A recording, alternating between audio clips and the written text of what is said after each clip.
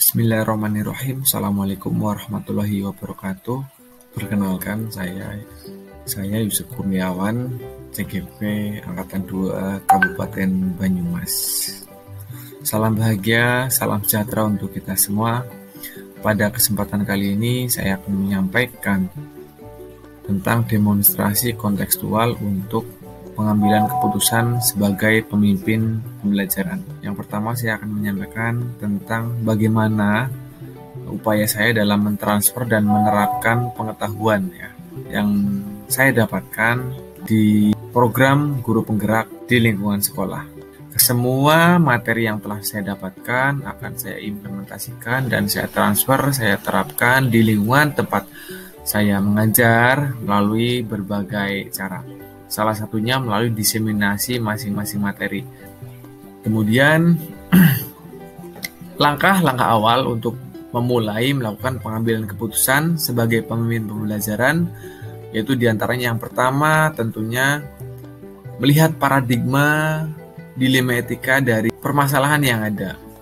Paradigma, apakah dilema etika itu mengenai individu melawan masyarakat, atau rasa keadilan melawan rasa kasihan, untuk kebenaran melawan kesetiaan, atau jangka pendek melawan jangka panjang.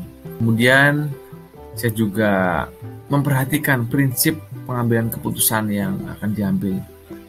Prinsipnya berpikir berbasis hasil akhirkah, atau berpikir berbasis peraturankah, atau bahkan berpikir berbasis rasa pedulikah. Kemudian langkah berikutnya adalah melakukan langkah-langkah pengambilan keputusan. Jadi ada 9 langkah pengambilan keputusan yang saya tempuh.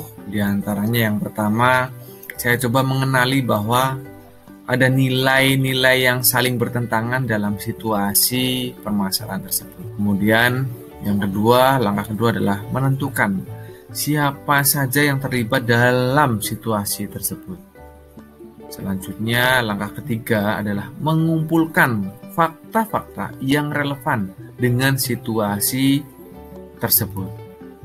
Dan langkah yang keempat adalah pengujian benar atau salah, di mana pada pengujian benar atau salah itu ada uji legal, uji regulasi, uji intuisi, uji halaman depan koran, uji panutan. Langkah yang kelima adalah pengujian paradigma benar lawan benar. Ya. Kemudian yang keenam, melakukan prinsip resolusi. Ya. Prinsip resolusi gitu. Kemudian yang ketujuh, langkah yang ketujuh adalah melakukan investigasi opsi trilema.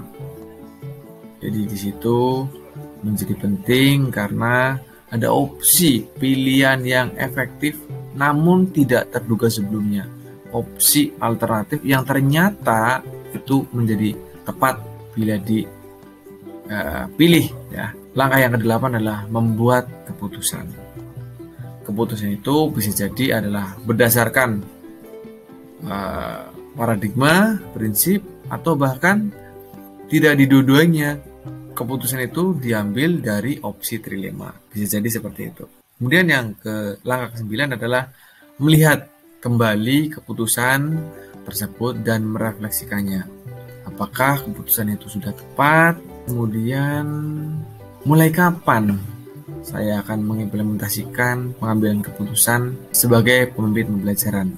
Tentu saya akan melakukan pengambilan keputusan dengan langkah-langkah yang demikian, di mana memperhatikan paradigma, dilema etika, prinsip pengambilan keputusan, dan 9 langkah pengambilan keputusan adalah sesaat setelah saya mempelajari modul ini, saya paham, dan ketika ada sesi di mana saya akan mengambil keputusan, maka saat itu juga saya akan menerapkan langkah-langkah tersebut. Kemudian siapa yang akan menjadi pendamping dalam menjalankan pengambilan keputusan sebagai pemimpin pelajaran, dan siapa teman diskusi untuk memastikan langkah-langkah yang diambil itu adalah tepat dan efektif. Yang menjadi pendamping tentu saya memilih kepala sekolah, karena beliau adalah manajer atau pemimpin, di mana beliau nanti akan mendampingi saya dalam pengambilan keputusan sebagai pemimpin pembelajaran. Kemudian teman diskusi siapa? Teman diskusi dalam memastikan bahwa keputusan yang saya ambil itu tepat. Ya, tentu itu saya coba pilih rekan guru dan tenaga pendidikan. Termasuk juga kepala sekolah, juga selain sebagai pendamping, juga sebagai teman diskusi. Terima kasih Bapak Ibu, teman-teman semua. Demikian penyampaian mengenai demonstrasi kontekstual tentang pengambilan keputusan sebagai pemimpin pembelajaran. Semoga bermanfaat untuk kita semua. Sekian, Assalamualaikum warahmatullahi wabarakatuh. Salam bahagia.